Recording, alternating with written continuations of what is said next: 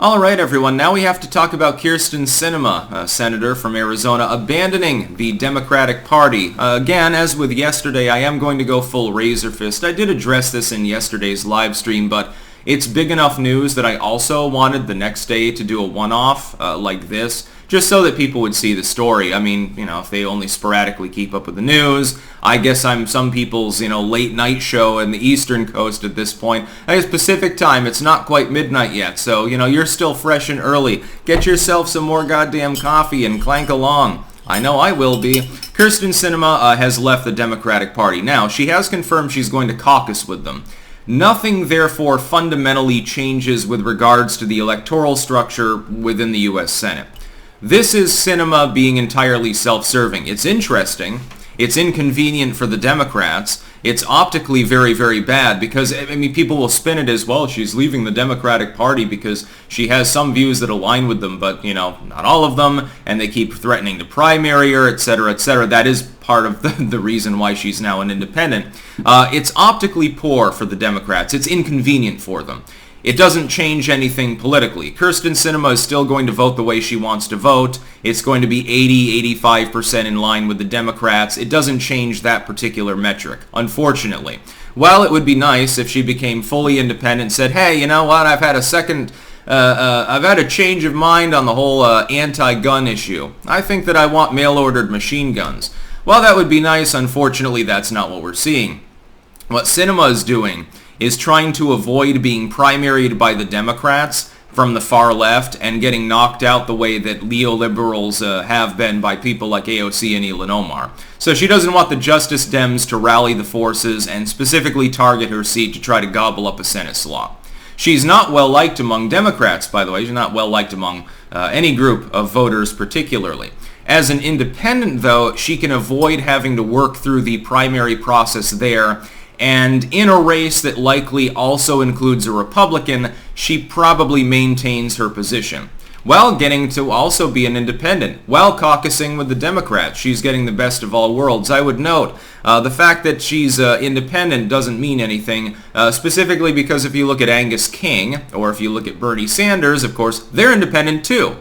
But they're still Democrats. Fundamentally, for party purposes, they're still aligned with them. They've just declared that they're not going to register as part of the party's official functions for political purposes. Schumer can count on her 80%, 85% of the time to vote in line with the rest of the party, but it is very optically inconvenient. Hey, we just won the Senate. Ah, shit, we just lost a senator.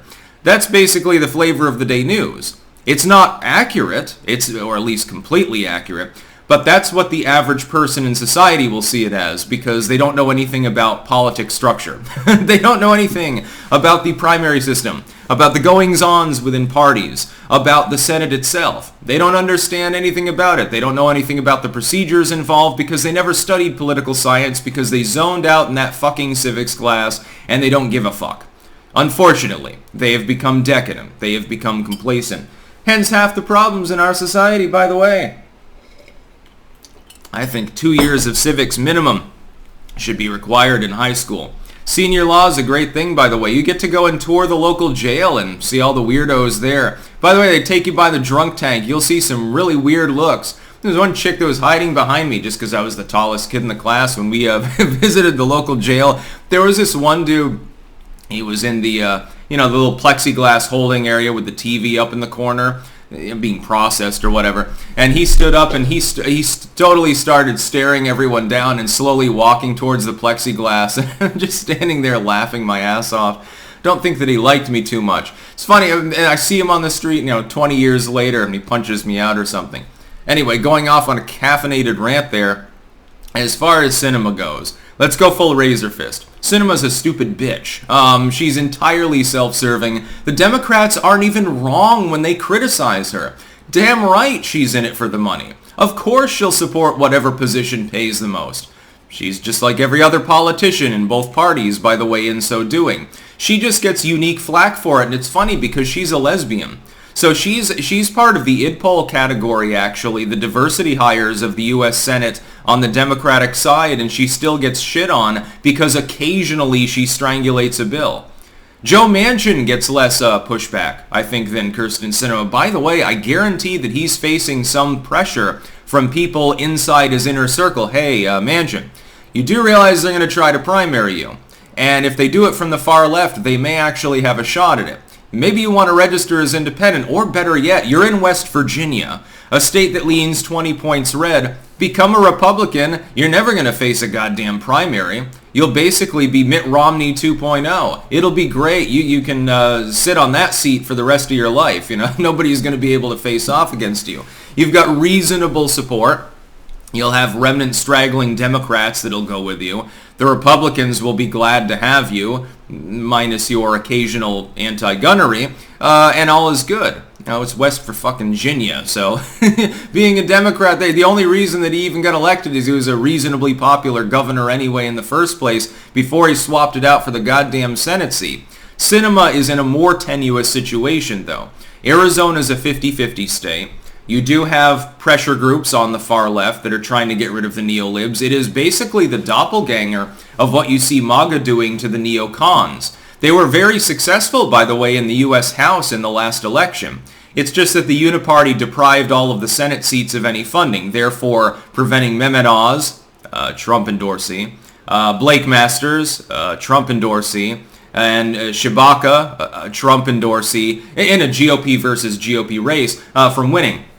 The Uniparty solidified its control over the Senate. Mitch McConnell, of course, is very cunning. He did that so that he could keep his job. He'd rather reign over hell than serve in heaven, so to speak. He'd rather not have a Senate majority if it means that the votes might be there to shit-can him and demote him back to just being a regular senator. That's basically what the midterms boiled down to. It was sabotage from within the GOP. Sinema doesn't want that to happen. She doesn't want to go into the next re-election bid and have to face off against someone who's far left in a Dem primary, because the far leftist would probably win. Now she's avoided that. And that's exactly what this is about, but the optics and the timing is so inconvenient for the Democratic Party. Now we wait and see if Joe Manchin follows suit. If he does, I suspect he'd be more likely to register as a Republican. Oh boy, wouldn't that throw a goddamn wrench in their plans, even if he ends up being a Romney, a Murkowski, a Cornyn-style neocon Republican.